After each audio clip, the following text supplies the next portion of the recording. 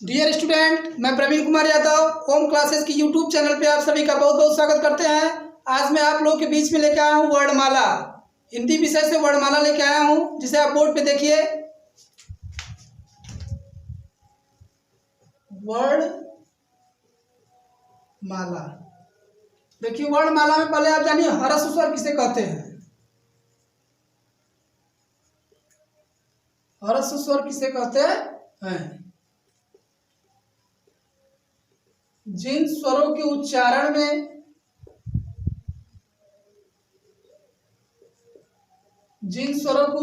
में कम समय लगता है,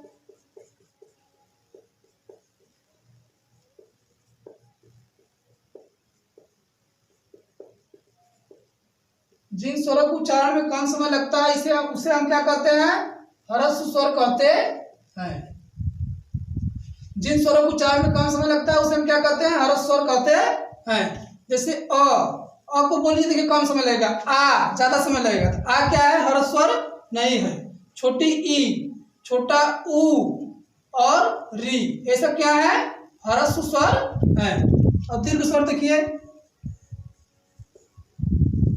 दीर्घ स्वर जिन स्वरों के उच्चारण में अधिक समय लगता है, जिन स्वरों के उच्चारण में क्या लगता है? अधिक समय लगता है, उसे हम क्या कहते हैं? दीर्घ स्वर कहते हैं। जैसे आ, बड़ी ई, बड़ा ऊ, ए, ऐ, ओ, औ और अ। इन सभी को बोलने में क्या लगेगा? अधिक समय लगेगा। तो इसे हम क्या कहते हैं? दीर्घ स्वर कहते हैं। और ह्रस्व स्वर क्या कहते हैं? मूल स्वर भी कहते हैं। याद कर लीजिए, मूल स्वर, ह्रस्व स्वर। मूल स्वर कितने होते हैं? 4 होते हैं। अ, ई, उ, री। एग्जाम में पूछ देगा मूल स्वरों की संख्या बताइए, तो आप कितना बताएंगे? 4। कौन कौन होते हैं? अ, छोटी, छोटा ऊ और री। ठीक है। और दीर्घ स्वरों की संख्या कितनी है? 7। और दोनों को मिलाकर 7 और प्लस 4 कितना हो गया? 7 4 11। तो स्वरों की कुल संख्या कितना है? 11। वर्णमाला में स्वरों की कुल संख्या कितना है? 11। अब व्यंजनों की संख्या कुल कितनी है? व्यंजन की संख्या कितना है? 41। 41 प्लस 11 ऐड करेंगे तो कितना आएगा? 52। तो वर्णमाला में स्वर तथा व्यंजन कितने होते हैं? 52 होते हैं। ठीक है। वर्णमाला में स्वर तथा व्यंजन कितने होते हैं? 52 होते हैं। अब देखिए, व्यंजन के बारे में बताएंगे। क से लेकर म तक, क से लेकर म तक। क, ख, ग, घ, अंग। च, छ, ज, झ, य। ट, ठ, ड, ढ, अड़। त, थ, द, ध, न। प, फ, ब, भ, म। ये सब क्या है? स्पर्श व्यंजन कहे जाते हैं। स्पर्श व्यंजन होते हैं। क से लेकर म तक क्या है? स्पर्श व्यंजन। क्या है? स्पर्श व्यंजन। ठीक है। और क से लेकर क, ख, ग, घ कहां से बोला जाता है? कंठ से। कहां से उच्चारण किया जाता है? कंठ से इसका उच्चारण किया जाता है। कंठ से उच्चारित वर्ण, कहां से उच्चारित होता है? कंठ से। और च से लेकर य तक कहां से उच्चारित होता है? तालु से। कहां से उच्चारित होता है? तालु से उच्चारित वर्ण। और ट से लेकर ढ तक कहां से उच्चारित होता है वर्ण? ये होता है आपका मूर्धन्य। और त से लेकर न तक ये कहां से उच्चारित होता है वर्ण? त, थ, द, ध। देखिए दांत का सहारा ले रहा है ना, तो कहां से होता है? दंत। और प, फ, ब, भ, म। देखिए ओठ सट रहा है ना, बार बार ओठ सट रहा है। इस कहां से बोला? ओष्ठ से है। ओष्ठ से उच्चारित वर्ण।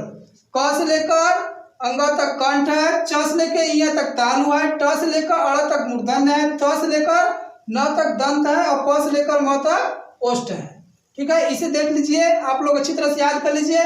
पूछ लेगा ज का कौन सा उच्चारित वर्ण है, ध कौन सा उच्चारित वर्ण है, तो आप अच्छी तरह से देखे रहेंगे, याद किए रहेंगे, तो आप एग्जाम में बढ़िया सा करके आएंगे। एक बार फिर से देख लीजिए, हर्ष स्वर किसे कहते हैं? जिन स्वरों को उच्चारण में कम समय लगता है उसे हम क्या कहते हैं? हर्ष स्वर कहते हैं। जैसे छोटा अ, छोटी ई, छोटा उ, री। और दीर्घ स्वर किसे कहते हैं? जिन स्वरों को उच्चारण में अधिक समय लगता है उसे हम क्या कहते हैं? दीर्घ स्वर कहते हैं। जैसे आ, बड़ी ई, बड़ा उ, ए, ऐ, ओ, औ, अ। और मूल स्वरों की संख्या कितनी होती है? 4 होती है। और व्यंजन कितने होते हैं? 41। क से लेकर म तक क्या है? स्पर्श व्यंजन कहे जाते हैं। क से लेकर म तक क्या कहे जाते हैं? स्पर्श व्यंजन कहे जाते हैं। और ढक्कन और डल, ये भी 2 होते हैं, तो 25 प्लस 2, 25 2 जोड़ देंगे कितना आएगा? 27। स्पर्श व्यंजनों की संख्या कितनी होती है? 27।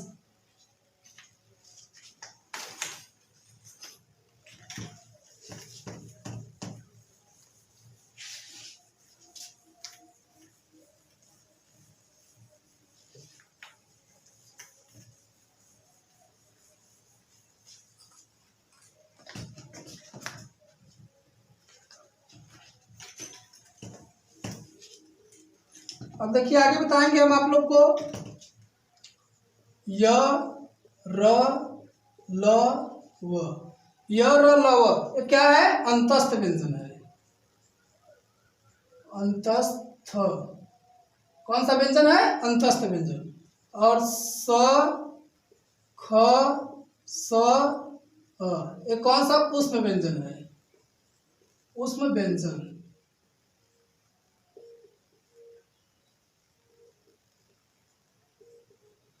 य, र, ल क्या है? अंतस्थ व्यंजन है। और स, ख, स, ह क्या है? ऊष्म व्यंजन है। और छ, त्र, ग, ये क्या है? संयुक्त व्यंजन है। संयुक्त व्यंजन, ये कौन सा व्यंजन है? संयुक्त व्यंजन है। ठीक है। और देखिए चौथा, र क्या है? प्रकंपित व्यंजन है। प्रकंपित या लुंठित। और ल क्या है? पार्श्विक व्यंजन है। ल क्या है? पार्श्विक व्यंजन है। और य और व क्या है? ये सब क्या है? अर्ध स्वर है। और ज नीचे बिंदु फ, ये क्या है? आगत स्वर है। ये क्या है? आगत स्वर है। और सतवां देखिए, सतवां आप देखिए ड, नीचे बिंदु ढ, ये सब क्या है? उत्क्षिप्त व्यंजन है। उत्क्षिप्त, कौन सा व्यंजन है? उत्क्षिप्त व्यंजन है। ठीक है, उत्क्षिप्त व्यंजन है। और ख खटकोट, जो ख खटकोट बोलते हैं, कहाँ से बोलते हैं? ये बोलते हैं मूर्धन्य से। कहाँ से बोलते हैं? मूर्धन्य से। और बड़ा सा कहाँ से बोला जाता है? तालु से बोला जाता है। और छोटा सा कहाँ से बोला जाता है? दंत से। ठीक है, 8 9 10 11 देखिए, क आधा क प्लस स से क्या बनता है? 6 छत्री बनता है। और ज और यहाँ से क्या बनता है? ज्ञ बनता है। ठीक है, और त प्लस र से क्या बनता है? त्र बनता है। और 14 देखिए क्या है? बड़ा स और प्लस र से क्या बनता है? स्र बनता है। ठीक है, ये बहुत ही मोस्ट इम्पोर्टेंट है। आप लोग इसे ध्यान से देख लीजिए। आप जब से इसे ध्यान से नहीं पढ़ेंगे, 2 बार 3 बार नहीं पढ़ेंगे, तब से आपको समझ में नहीं आएगा। आप हमेशा कंफ्यूजन में रहेंगे और एग्जाम में गलती करके आएंगे। ध्यान से देख लीजिए, य र ल व क्या है, अंतस्थ व्यंजन है। स ख स ह क्या है, ऊष्म व्यंजन है। छ त्र ज्ञ क्या है, संयुक्त व्यंजन है। र क्या है, प्रकंपित व्यंजन है।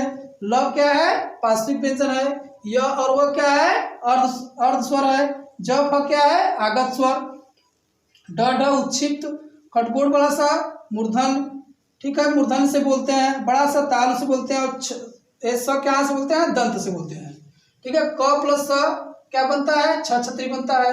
ज प्लस य से क्या बनता है, ग ज्ञानी बनता है।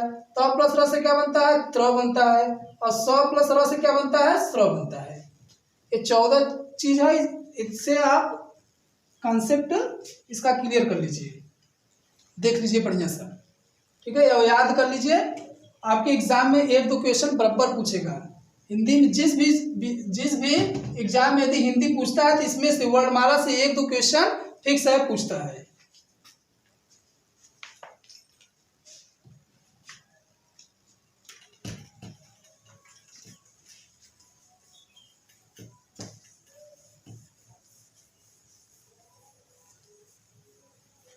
अब मैं आप लोग को बताऊंगा अल्प प्राण।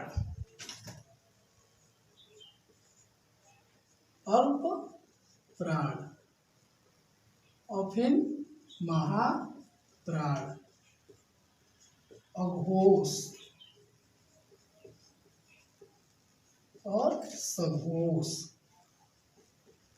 अघोष और सघोष। देखिए, आपको फिर वो कॉलम क से लेकर म तक याद करना पड़ेगा। क ख ग घ ङ, च छ ज झ य, ट ठ ड ढ ढ़, त थ द ध न, प फ ब भ म, क से लेकर म तक। अब देखिए, इसमें आपको बहुत ही कंफ्यूजन बनेगा। अल्प प्राण, महाप्राण, अघोष, सघोष। इसे अच्छी तरह से देखिए। अल्प प्राण किसे कहते हैं, अल्प प्राण। अल्प प्राण किसे कहते हैं, जिसको बोलने में कम समय लगता है। जिसको बोलने में कम समय लगता है उसे हम क्या कहते हैं, अल्प प्राण कहते हैं। जैसे क बोलिए, क बोलने में कम समय लग रहा है ना। ख बोलेंगे ज्यादा समय लगेगा। ऐसे मुंह पे लगाए क ख, देखिए हवा ज्यादा निकलता है। जिसको बोलने में कम हवा निकले उसे क्या कहते हैं, अल्प प्राण कहते हैं। और जिसको बोलने में अधिक हवा निकले उसे हम क्या कहते हैं, महाप्राण कहते हैं। ठीक है, तो आप ऐसे याद कीजिए, पहला वर्ग और तीसरा वर्ग और पांचवा वर्ग, ये सब क्या कहे जाते हैं, अल्प प्राण कहे जाते हैं। पहला वर्ग, दूसरा और पांचवा, ये सब क्या कहे जाते हैं, अल्प प्राण कहे जाते हैं। और महाप्राण का देखिए, महाप्राण दूसरा वर्ग और चौथा वर्ग। दूसरा वर्ग और चौथा वर्ग क्या है, महाप्राण है। ठीक है, दूसरा का वर्ग और चौथा वर्ग क्या है, महाप्राण है। जिसको बोलने में कम समय निकले उसे हम क्या कहते हैं, अल्प प्राण कहते हैं। जिसको बोलने में अधिक समय लगे उसे हम क्या कहते हैं, महाप्राण कहते हैं। ठीक है, और अल्प प्राण में क्या आता है, य र ल व। अल्प प्राण में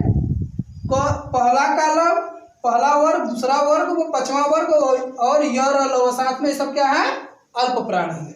और दूसरा वर्ग, चौथा वर्ग, ठीक है, ये सब क्या है, महाप्राण है। और साथ में स ख स अ, ठीक है, ये सब क्या है, महाप्राण है।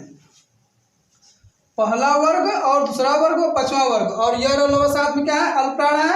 और दूसरा, चौथा और स ख स अ, ये सब क्या है, महाप्राण है। ठीक है, अब देखिए, अब बताएंगे आप लोग को अघोष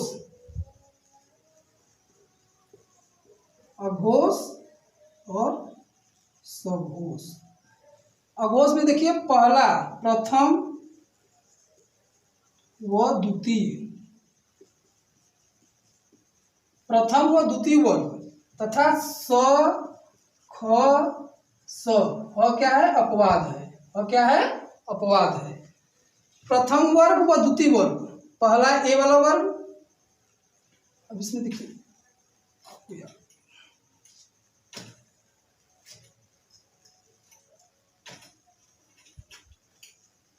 पहला वर्ग और दूसरा वर्ग, ठीक है, ये सब क्या है अघोष है। अब प्लस में य र ल व, नहीं स ख स ह, ऐसे देखिए स ख स ह। और सघोष में क्या आते हैं सघोष, सघोष, सघोष में क्या है दूसरा, दूसरा वर्ग, तीसरा वर्ग और पांचवा वर्ग, तीसरा, तीसरा वर्ग, चौथा वर्ग और पांचवा वर्ग, ये सब क्या आते हैं सघोष में आते हैं। और अघोष में क्या आता है प्रथम व द्वितीय, स ख स और य र ल व, ठीक है।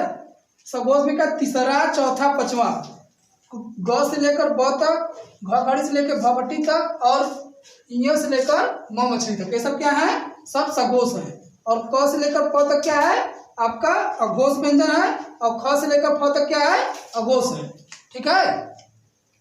और सघोष में क्या आता है पांचवा, तीसरा, चौथा, पांचवा और साथ में य र ल व, ये सब क्या है सघोष है। एक बार फिर से देख लीजिए, अल्प प्राण किसे कहते हैं, जिसको बोलने में कम समय निकलता है, जिसको बोलने में कम समय लगता है, जिसको बोलने में कम हवा निकलता है उसे हम क्या कहते हैं अल्प प्राण कहते हैं। और जिसको बोलने में अधिक समय लगता है उसे हम क्या कहते हैं महाप्राण कहते हैं। अल्प प्राण में क्या आता है पहला वर्ग, दूसरा वर्ग व पांचवा वर्ग, क से लेकर प तक, ख से लेकर फ फरसा तक और अंग से लेकर म तक, ये सब क्या है अल्प प्राण है। और महाप्राण में किसे कहते हैं, महाप्राण में क्या आता है दूसरा का वर्ग और चौथा वर्ग, दूसरा व चौथा वर्ग और प्लस में स ख स, ये सब किस में आते हैं महाप्राण में आते हैं, ठीक है। ये सब किस में आते हैं महाप्राण में आते हैं।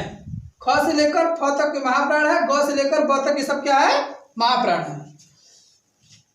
इसमें देख लीजिए पहला वर्ग, दूसरा वर्ग, पांचवा वर्ग, साथ में य र ल व, ये सब क्या है अल्प प्राण है। और महाप्राण में दूसरा वर्ग, चौथा वर्ग और स ख स, ये सब क्या है महाप्राण है। अब अघोष और सघोष, अघोष में पहला कालम, प्रथम वर्ग, द्वितीय वर्ग, प्रथम वर्ग, द्वितीय वर्ग और स ख स, ये सब क्या है अघोष व्यंजन है। और सघोष में क्या आता है तीसरा, चौथा, पांचवा और साथ में य र ल व, ये सब क्या है सघोष है। हल आपके एग्जाम में दे देता है अपवाद है, आप हल में मतलब अघोष मत लगा के आइए, ठीक है, ये अपवाद स्वरूप है। आप लोग को देखिए मैंने क्या क्या बताया आज, वर्णमाला में आज बताया कि हरस स्वर किसे कहते हैं। हरस स्वर में बताया था कि जिसको बोलने में कम समय लगता है उसे हम क्या कहते हैं हरस स्वर कहते हैं, और जिसको बोलने में ज्यादा समय लगता है उसे हम क्या कहते हैं दीर्घ स्वर कहते हैं, ठीक है। अब क से लेकर म तक क्या है स्पर्श व्यंजन होते हैं, क से लेकर म तक स्पर्श व्यंजन होते हैं। अब इसमें आप लोग को बताया कंठ से बोलने वाला उच्चारण ताल से लेकर दंत और मूर्धन, ठीक है। और ओष्ठ वाला बताया, और अल्प प्राण बताया, महाप्राण बताया, अघोष सघोष। इसे आप लोग हमें देख लीजिए, आपके एग्जाम में एक दो क्वेश्चन हर एक कंपटीशन में यदि हिंदी पूछ रहा है, जिस भी एग्जाम में हिंदी पूछ रहा है तो वर्णमाला से एक दो क्वेश्चन फिक्स है आता है। इसलिए आप लोग इस वीडियो को 2 बार 3 बार देखिए, आपका कॉन्सेप्ट क्लियर हो जाएगा, ठीक है। कॉन्सेप्ट क्लियर हो जाएगा तो आप एग्जाम में 2 या 3 क्वेश्चन फिक्स है अच्छा सा करके आएंगे। छोटा सा कॉन्सेप्ट है, ध्यान से देखेंगे, 2-3 बार वीडियो देखेंगे, ध्यान लगा के देखेंगे तो आपको समझ में आ जाएगा, ठीक है। यदि यह वीडियो आपको अच्छा लगता है तो आप हमारे चैनल को लाइक, सब्सक्राइब, कमेंट करें। धन्यवाद।